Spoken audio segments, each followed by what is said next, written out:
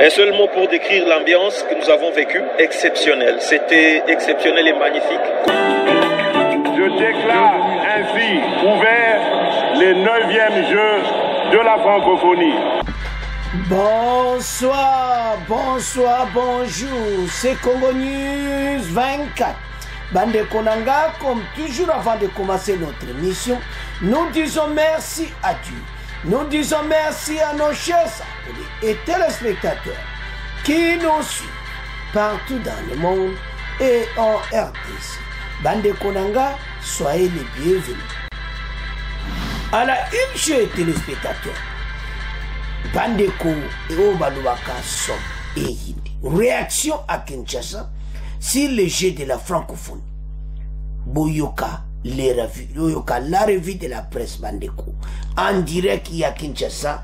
Et puis, message mon kitoko. Mokendi, première médaille d'or, il y a RDC. Tous à la connecter. Deuxième point chez téléspectateurs. Félicitations à la police congolaise. 0 mort, 0 blessé, aucun vandalisme. Ezaya Kuyinda et Sieyindi. Troisième point chez téléspectateurs. Assassinat de Okende. Élection 2023. Secrétaire d'État adjoint de USA, Newland à Kinshasa. Secrétaire de la Bandeko, Azakuya na Kinshasa. Pona Moria Okende. Élection présidentielle. Alors, tous à la connecter, peut-être développer une émission. Chers téléspectateurs, émission Bandi, comme d'habitude, Yevsa Mouningete Tango Koki pour une édition spéciale. Oyo, Tozo Sala Bandeko, avant édition Yapoko. Bandeko, Toko Kende directement na Géa francophonie. Masolo Kitoko Bandeko. Donc, la réaction est salama. Mais, oyo, y a lelo ezalinini. Réaction, y a ba médianion sur revue de la presse à Kinshasa. Et puis, bonne nouvelle, médaille d'or, déjà tout ce jus. Donc, ma solezo kene kitoko pour Namboka. Alors, Bandeko, événement oyo, et sali impact à Rosakanati. Bandeko tozo kaoka kabuya. Mais soko landi ba media nyonso international sobo landa ki émission o ya lobby boyoka ki ba français partout na be mission na ba pays oyokaka na monde entier on en parle que des jeux de la francophonie. Pourquoi impact quoi? Parce que batebele bazaki na doute. Est-ce que la ETC ndeka to mona ka pays wana bakoko organiser manifestation munene bo Bandeko, to félicité bakondia. To tika kozala naïve na makambo ezomo na puleli. Parce que mboka oyo po etombo ma eza biso nyonso tozwa maloba to pesa. To bakondi vraiment basali grand boulot. Même la police, même au service de sécurité, mais toujours à la deuxième point. Alors, maintenant, au jeu de la francophonie, médianio c'est le biboui que, en tout cas, tu vivas l'événement dans le cannabiso. À part, il y a Omubuto et l'Aipso Ali Foreman. Ah, wana to kobo sanate. Mais, génération tozanango oyo. Et bele baye bien gote. Nos enfants ne connaissent pas ça. Bango bayoka kaka na sang. Était allié Foreman à Kinshasa. Et tigala nini histoire. Et maintenant, bah, jeune bah yeko vivre événement mosusu après allié Foreman, j'ai à francophonie. Et puis niveau bah memela ki yango bandeko, eza penana okaka international.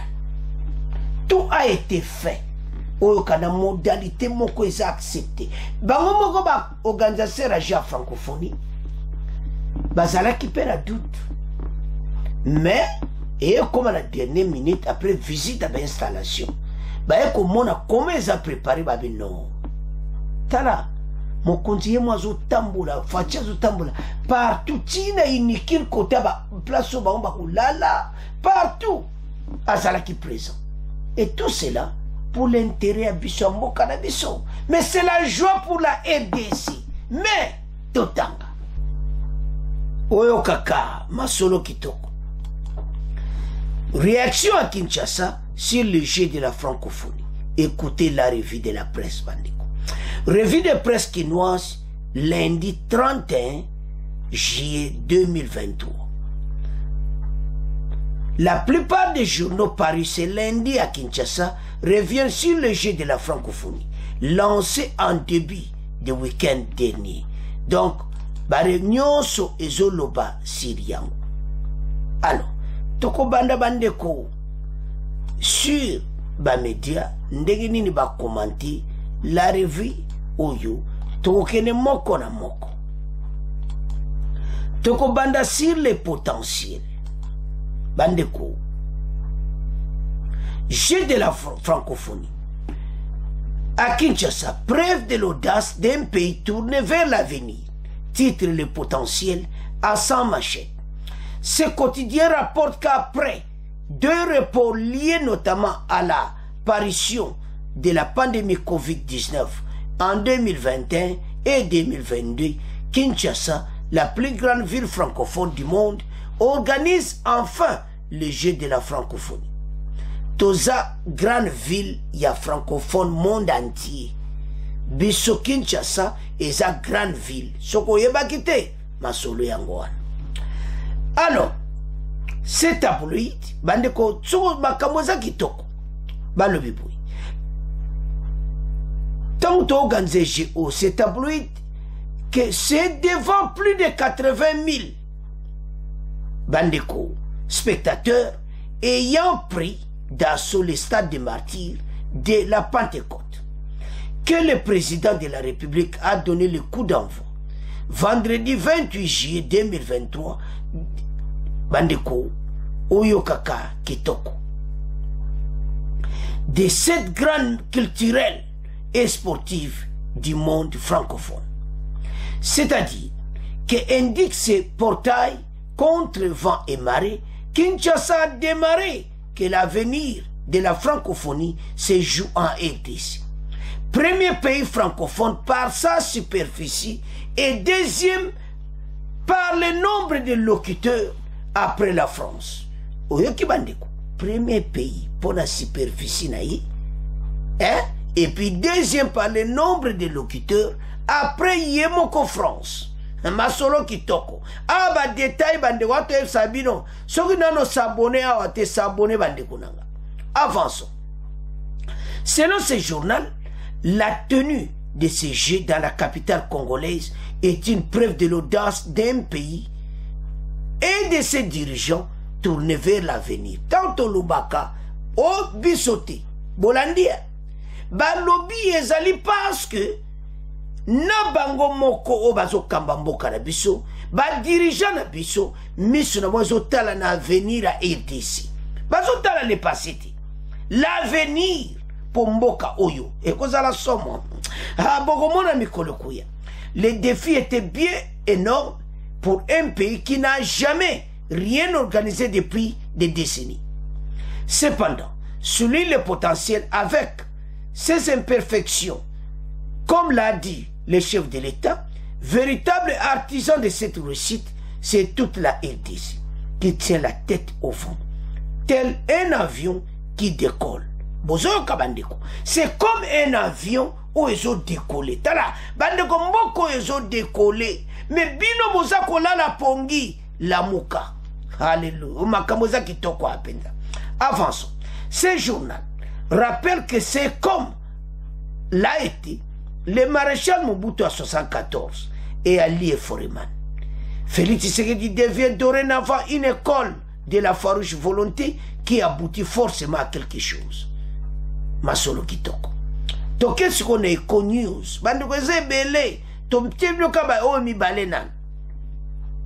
Pour Econews, Félix Tshisekedi joue et gagne en lançant avec pompe de jeu de la francophonie. Cet hebdomadaire est d'avis à Kinshasa, mit tout le monde d'accord au regard de la réussite de la cérémonie d'ouverture. Le vendredi 28 juillet, les Jeux de la francophonie à Kinshasa, le chef de l'État Félix Tshisekedi écrit ce portail. Doit se sentir heureux avec déjoué les pronostics. Nous a déjoué. À travers le monde, notre journal, tout salue des héritiers du gouvernement congolais qui a mis les petits plats dans les grands pour réussir cet événement du monde francophone. Vendredi, dans son mode d'ouverture de jeu, rappel Eco News. Ma solo kitoko bandeko, tant que c'est que mboke zo décollé, to la muka, pays oyo eza biso, ma solo kitoko. Alors, to yoka, maintenant, bandeko bozo mona mokendi, médaille d'or, boko yoka confirmation ao. Donc, première médaille d'or à RDC. Alors, kaka na cadre yango bandeko ba kena académie des beaux-arts. Na centre culturel oyo ba ya sikafachi atongi. Ba kena ko tala ba œuvre oyo musala baza ko sala. Tolanda excès oyo ya académie des beaux-arts pe ya musée national. Bongo to avancé. Masolo kitoko, les pays d'école. Avançons. Effectivement, hier dimanche, plusieurs personnes sont allées visiter les sites culturels retenus dans le cadre des 9e Jeux de la francophonie à Kinshasa. Du côté des artistes, nombreux sont en train de mettre la dernière touche sur les œuvres qu'ils doivent présenter en compétition. Un travail qui va permettre au jury d'apprécier les talents des artistes inscrits à ces Jeux. Ces visites se sont passées sous l'œil attentif de Rosalie Zawadi. Voici son récit. À l'Académie des Beaux-Arts, les artistes travaillent dans une grande salle. Coups de marteau par ici, des haches par là, des tronçonneuses même. Chacun très concentré sur son œuvre pour l'achever dans les délais. Amidou Tchombano Adamou est artiste nigérien. Au-delà de la compétition, il apprécie l'aspect humain de ces jeux. Ce jeu-là permet de faire des amis comme vous et moi.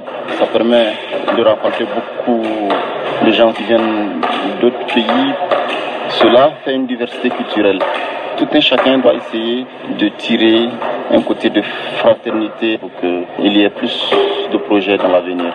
Les visiteurs ont accès à cette salle d'où naîtront des œuvres qui seront soumises au jury des 9e Jeux de la francophonie. Au Musée national, nous avons rencontré des visiteurs qui contemplent des œuvres finies. Alan Kalenga est venu avec toute sa famille et apprécie l'expérience. C'est très beau. On a beaucoup apprécié. Bien que nous sommes venus en famille, c'était un truc qu'on a décidé hier. Bon, on va faire un tour un peu au musée. On a vraiment aimé. Bon, sauf que les enfants sont fatigués, mais pour nous, je pouvais rester longtemps. C'est une semaine très riche en culture qui commence ce lundi sur tous les sites retenus pour ces 9e Jeux de la francophonie. Rosalie Zawadi, notez par ailleurs que Mukendi Kalambay, catégorie 79 kg, est le premier médaille d'or pour le compte de la RDC en lutte libre. Compétition na bon s'occuper biso le organiser francophonie ezali pour honneur à Moka na kopesa merci ndenge ba bongise biso stade Tata Raphaël ba réhabiliter au propre comme kitoko vraiment na stade de Martyr comme sous kitoko tant ba paya bazoya bazotala la sango ba organiser chez bazola la peine ba condition bien honneur et la présidente de la République démocratique du Congo biso ba commandant na PCFRIL bino vraiment merci biso toza ba mama ya ministère en charge pa ya mama bi moloko masango toye na francophonie po toza na besoin et to se fait lipona pour participer na francophonie bon nazana esengo makasi ya mona ba pays francophone nyonso ye na mboka na nga tosali mo epoto tala makambo ya baje eza ba mosusu bamoni ta oyo te toza na esengo makasi mpo ke tomoni ke to bapays nyonso ezoya awa biso mpe tokoya mpe lobi epa na bango ezolakisaka toza même moral toza biso nyonso baafricain tosimani na loboko mpo ke afrika lobi ekende liboso nyonso awa toza biso nyonso baafricain esengo na nga na journée ya lelo na 8e mois 7e mois le 28 7e mois 2023 événement esalema nano te mana tobotama événement esalema nano te ngai lokola baje oyo esalema lelo awa natalaka wana ba TV mais lelo pesike biso bakongolais mpe toza wana omona ke toremercie kaka bakonzi ya mboka na mokonzi oyo azwi ide ya kosala événement oyo tokomprendre ke mboka no eza mboka na yo okosala nyonso mpo ndako no ezala bien bana no basepela ndokona bajo lelo na minute oyo toza na congé bana ebele baparticipe na baje oyo oke distinction na quartier te me bapara bamemi bango awa batali baje apres mano bozonga baklasse oyo esalemaka yango wana tokopaki mwana mboka atamboli tro na mboka bamindele baorganize journée ya lelo fete ya lelo mpo na ngai naomona yango jolibilité ya journée mpo na ngai lokola congolais lokola congolais nyonso. Merci na bandeko na ngai. Bandeko tolandi biso nyonso, pays est décollé comme un avion qui décolle. Commentaire à mingi kutunto sala totangi abuyoki ke mokonza mboka donc bazo sala oyo ba grand ba pays ba sibo organisa on dirait biso to organisa makama minene boite après plusieurs décennies après Ali et Foreman combat au salama o ezaya mibale événement mais ndenge salami na niveau moko oyo moto sazo kumisa donc et l'axiété mboka ezokene na niveau mususu balobi comme un avion qui décolle et bele bandima kiti mais tant ba moni pena makama olubi makamo kitoko boy bandeko to landi même artiste wana Nigeria o baza ya francophone wana oyo bazana Académie des Beaux-Arts to landi to na misé to zo ka ke batu batala ba œuvre d'abord et puis masolo kitoko to ji premier médaille d'or ya francophonie mokenda jongo na lutte libre to tala biloko ba jeune bas évoluer tala et ko changer atmosphère ya mboka ba jeune congolais maintenant ba comprendre que masano et c'est pas na biso boye pa na biso ndebo kokuta vrai masolo ya onto isa ba congolais tala ngale na tala kabatu mususu oyo bazolanda ba information lokuta pona mboka na ebiti tala ndeko tozolo mema kambu oyo ta s'abonner na chaîne osozo landa nano s'abonner ti et puis ndeko dio za abonner partager na baninga ba ya koyoka masolo kitoko o vérité o tangi pe yoki alors et loko ni ne salami pene toucher monde bazé komona te ki RDC akoko organiser manifestation ya boyi. Oui bien, les aloko la surprise. Oui bien, na tali kaka. Ndenge atmosphère ezaki na stade de martyr. So na tali ndenge bazo sala bito ozo on dirait na film. Oui bien to tala kapena film. Yango wana ba taxi jaune à côté do ba mouvement ba jet de lumière ozo mona ba move do ba makamo do tali bolobi oka biso bisoko ndikonanga mais toujours ce message mon clair tika kozala naïve et loka kitoko boy to kumisa pona intérêt ya mboka wa bandoke Kongo biteme sala boum botika na motema oyo bokoko mona tema kama kitoko boloba Kinshasa ba opposant non totika esprit oyo namakamba boy l'opposition parle azako loba nga kuna féliciter nga cabinet la mbongo ya kumisi danse bongo wa mususu malgré na loba na tango azoloba azokumisa ka organisateur mbongo lega loba be fachi to comprendre avançons alors tango zotala que RDC sali lokaboy to kumisa bakonzi travail moko akosakana te.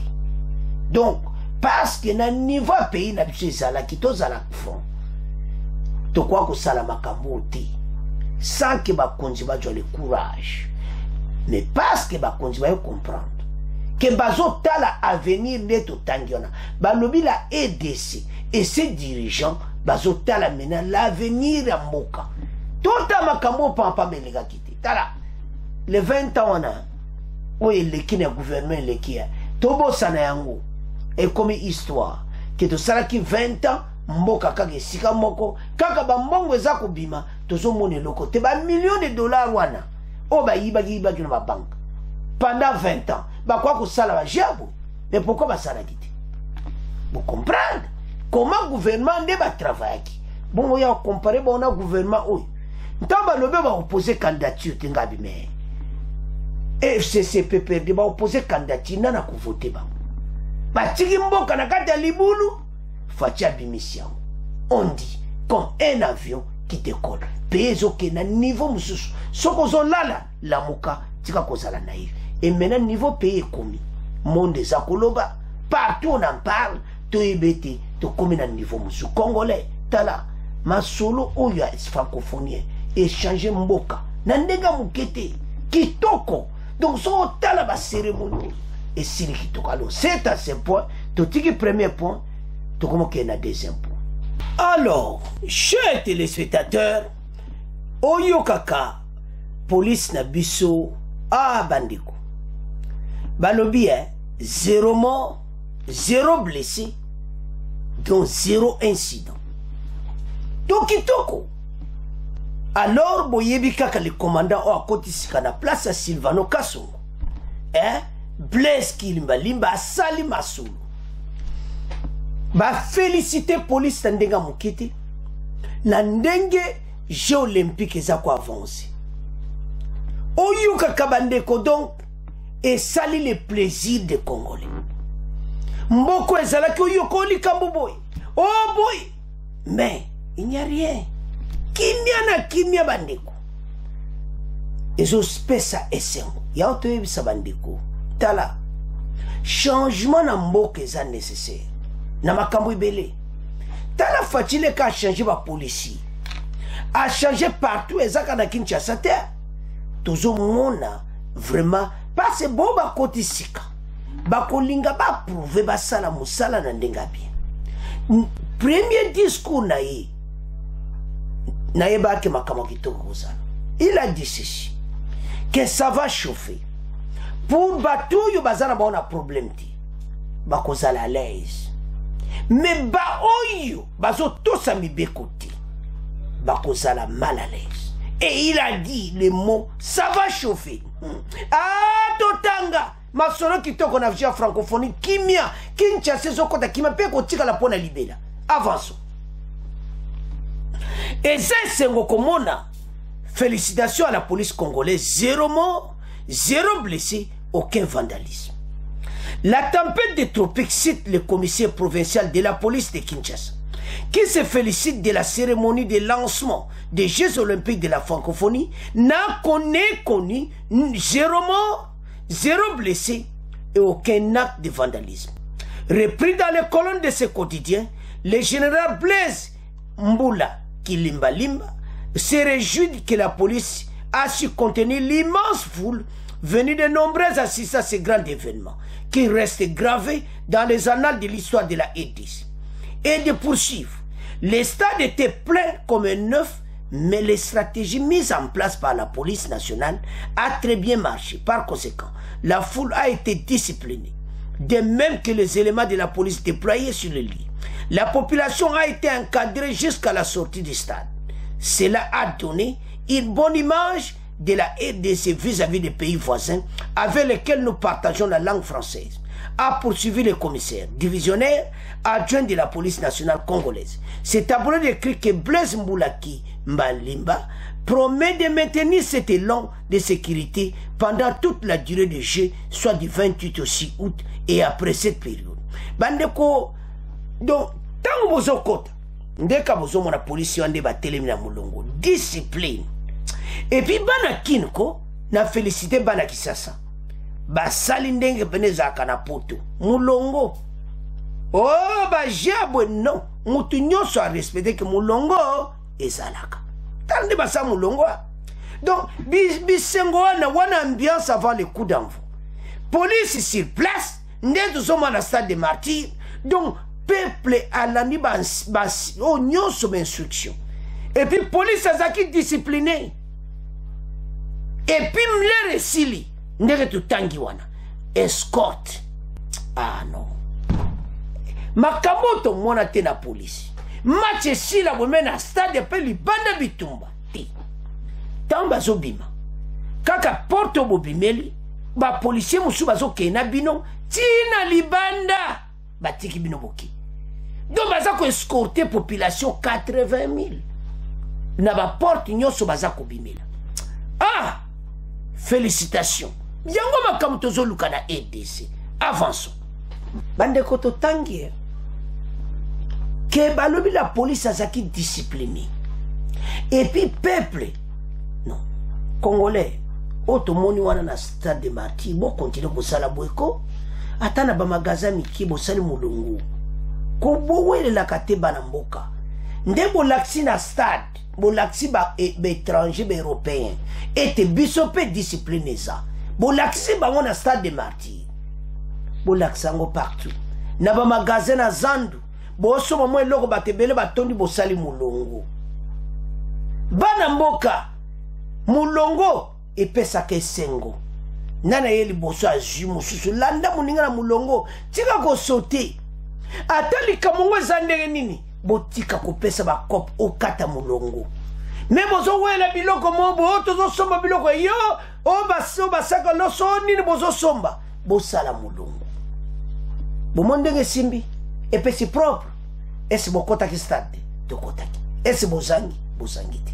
siko biloko wana nde tozosenga discipline yango wana police amema yango tina city bakundi mino place mo bosali mulongo te bozwa ngondo peuple oyo akokomprendre bweza mabe il faut tosala mulongo bandeko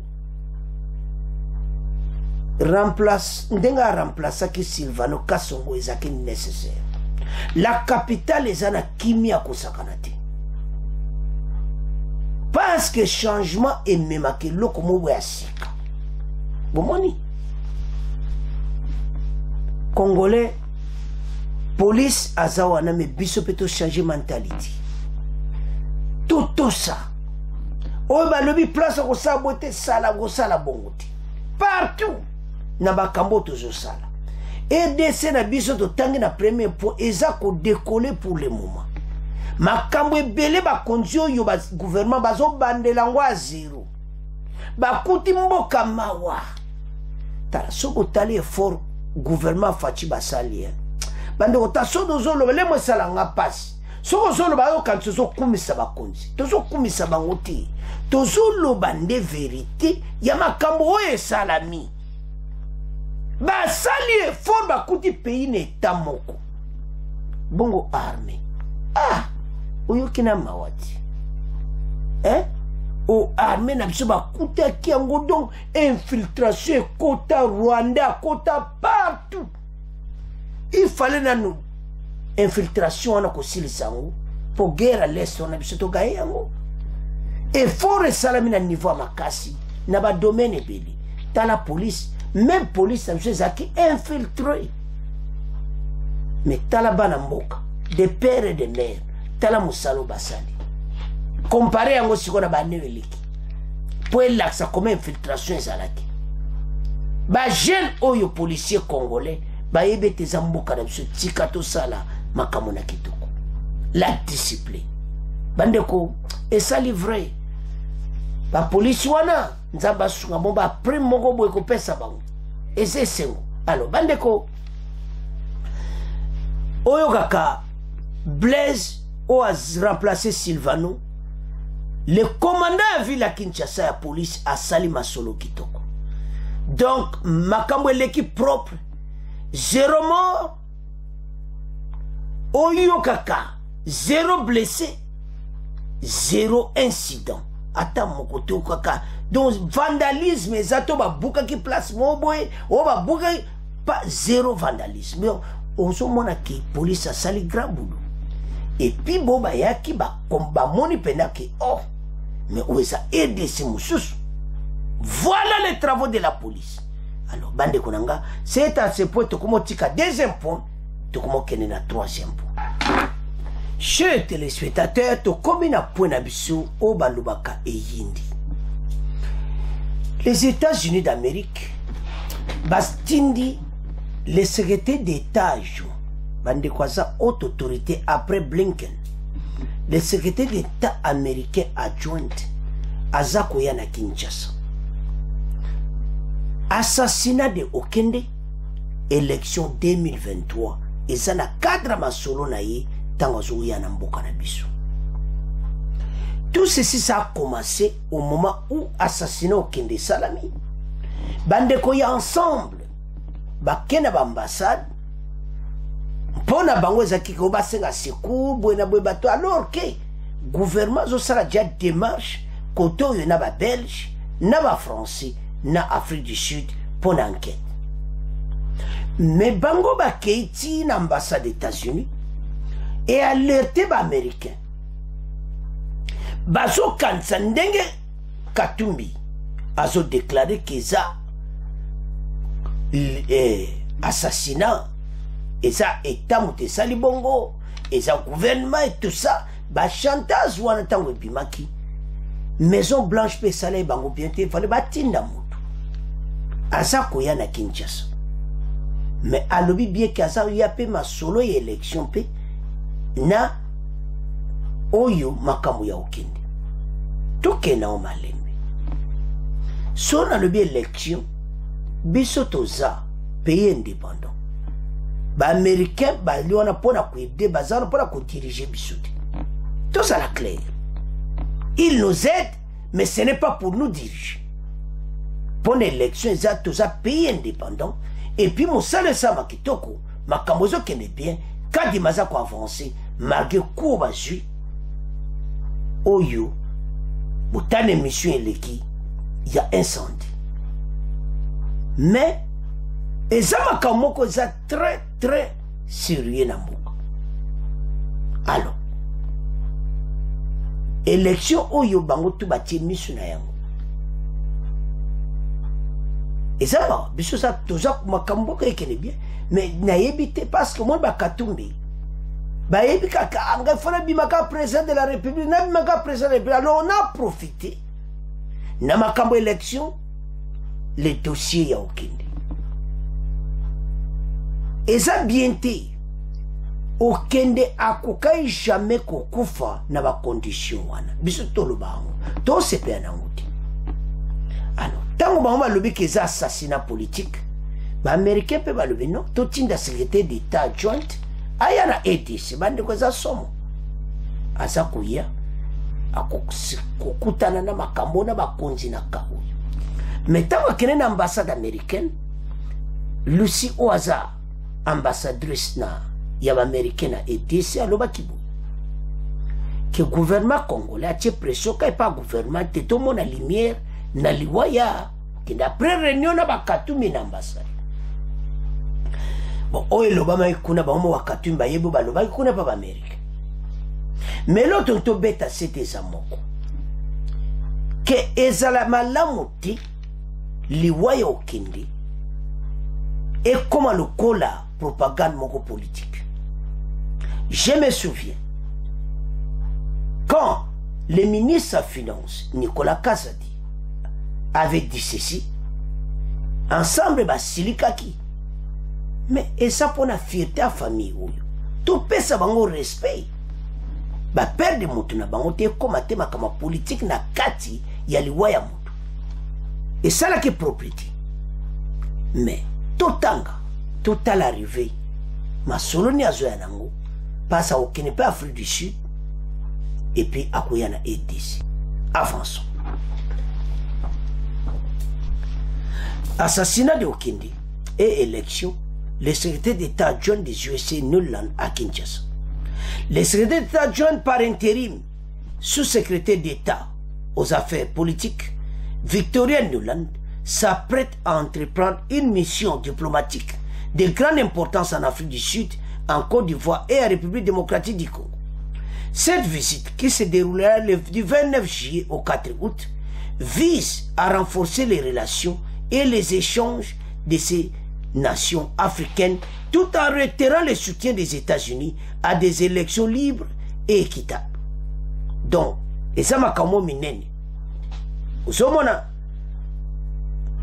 En RDC, Victor Nuland rencontrera les responsables gouvernementaux, réaffirmeront leur engagement bandeko de haut niveau pour aborder de divers sujets essentiels.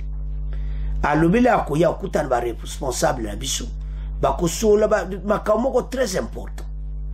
Les États-Unis réaffirment leur engagement envers les élections démocratiques et participatives, soulignant l'importance de la démocratie et du rôle des citoyens dans le processus électoral. Na point oisusu bakoloba sur makama élection. Message à Fayoulou oyo apesaki bandeko esalaki penda bien te parce que bango bazoloba baza ko insister sur participation de tous. Alors nde bozomona photo wana ex-président Kabila et Fayulu bango badji ba décision ya ki ba participer ti marka ki ba américain pe bazo ya ba solo la pona yango raison nini bango baboyi ko participer bandeko eza ko sala pena kitoko te baboyi ko participer. Pourquoi? Alors siko babiloko wana nyonso eza baamerikain bamoni mpe clair te yango aza koya mpe kosola makambo ya baélection sur badéclaration ya Fayulu et ex-président Joseph Kabila ete bakoparticipe te eya moko ya bapoint oyo ya kosakana te. Fayulu alobi ke ya koparticipe te mpo na fichi. Ex-président Kabila alobi batune bakoparticipe te mpo na cour constitutionnelle na seni azomwa ke baza proche faci. Makambo wana mibale baamerikain baye na EDC mpo na yango eza mawa bandeko na ngai yango balobi boye ke bakosola na au niveau ete élection oyo ezala mpo na participation ya bango nyonso. Cette visite dans un contexte politique sensible, marqué de manifestations de l'opposition et de discussions souvent difficiles entre différents parties prenantes, notamment les pouvoirs en place et la Commission nationale d'indépendance, la CENI. Tala yewana na ambassade américaine aza kufunda ka gouvernement pona liwa yo kende mais tozo ya na pona. De l'autre côté, Martin Fayulu, ex-président Joseph Kabila, bangopé la même chose. Ozomona. Donc, eza pena kosa la propriété. Tant au monde a biloko yo bandeko. Parce que na côté ya FCC, peut perdre tout l'année ba déclaration. Mbana mbana. Ke bango bako participer te. Osomona. Alors, ezo pesa bien te parce que bango bayebi keza pona batu nyonso faut ba participer.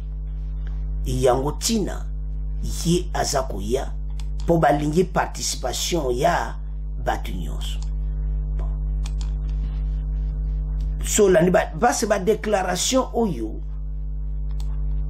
pona bango ba sepela kiti komona ke FCC ba beaucoup participer. De l'autre côté, Fayulu pe aboyi. Ba américain bazako ya pour il faut bango ba participer. Alors, mais tout y va qui doit payer indépendant bandeko. Ba américain to le qu'on est bandil déjà. Avançons.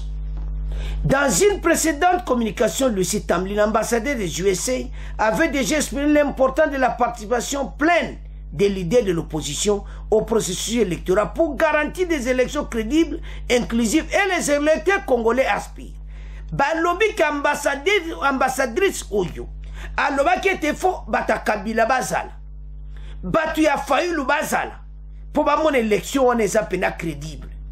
Est-ce que c'est la vérité? Cette déclaration faisait suite à une série de manifestations de l'opposition réprimées. De l'autre côté, la visite de Noulan intervient quelques semaines après le meurtre tragique de l'opposant Chérubin Okende. En compagnie de son homologue canadien et britannique, le site avait rencontré Moïse Katumbi, Yewana, pour un dossier ya Okende. Bango ba monaki liwana selon Katumbi ndenga zo solana ambassade américaine. Katumbi alobaki les assassinats politiques. Et tiens mon boulot. Et ça la propriété. Alors, porte-parole m'a expliqué puis après sa condoléance na famille na bango et tout ça.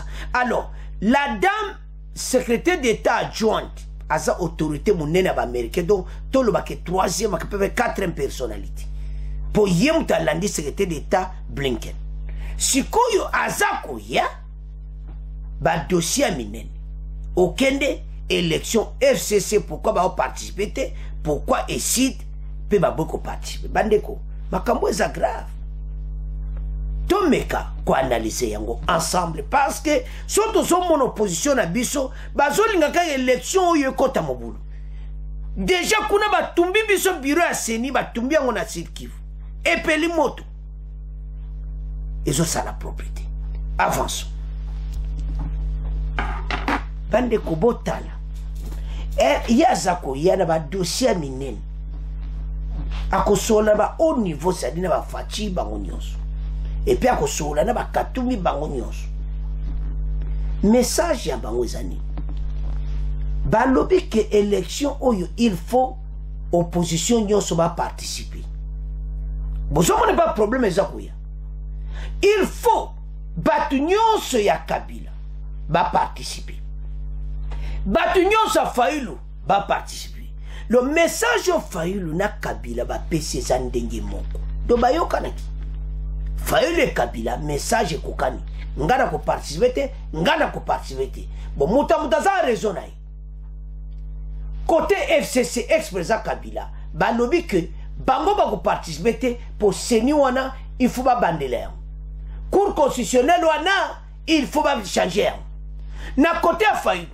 alobi ya ko participer te fichier wana ba bandela bozoka ba dossier za différent bozoka muta za dossier na yesikoyo eloko ni bazoluka wana eza clair to ba amikete bazoluka ke election salati yesu secrétaire d'état américain azako yako ba konzi ba ezala clair epana yi FCC na ESID ba parti politique mi bale wana soki bako de toute façon ko tolo baka pamba ko ba député Fayulu musu ba participer na bango pour bima ki 20 000 ko doit tolo baka ba loba kaka pona ko tia mobulu mais ba participer na bango quelque bata Fayulu musu ba participer ba ko to ba démissionner musu ba longo na parti ya Fayulu ba ke ko participer ya FCC ba musu ba participer na bango to so do tala ba créer le komobo et créer confusion na monde international et FCC bazate Fayulu azate alors que batuna bango bazali si les 20 000 candidats ba députés bata Fayulu baza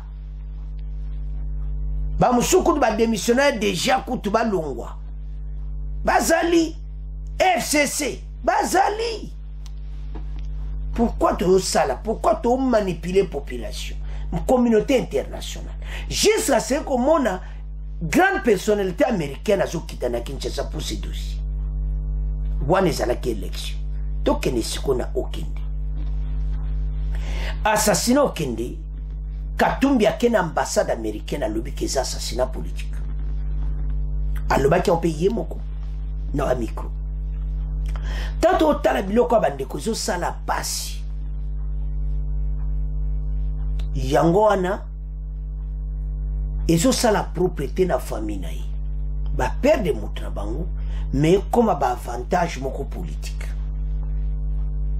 enquête côté ezo salama ya kanisa kindenga kende kuna ba américain ba ko sala enquête non ba américain ta base bo occidentaux ba yokanaka ba moni Belgique na France ba osala et sili wana ba yebisi Katumbi indirectement parce que ba ko pesa conférence de presse ba lobi que non ba kondia RDC bo sala effort to mona lumière bo sala ba enquête moko propre to yeba likamango za kindengini Fachi déjà en avance Fachi sala ki déjà ba enquête wana ko penga ba belge ba français na Afrique du Sud alors bandeko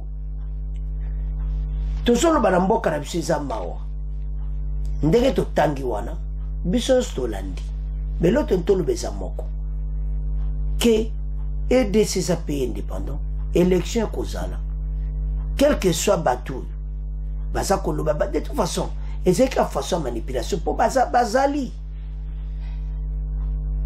et ça qui to côté alors voilà ndenga arrivé na ye azakuya akusolola na autorité pona makambo bandeko na ngai eza mawa mais congolais totika kozala naïve bakonzi gouvernement baye mpo babongisa mboka.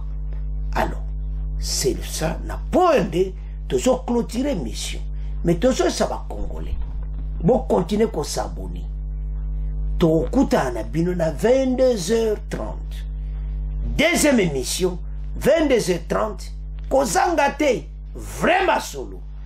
Au revoir, à la prochaine.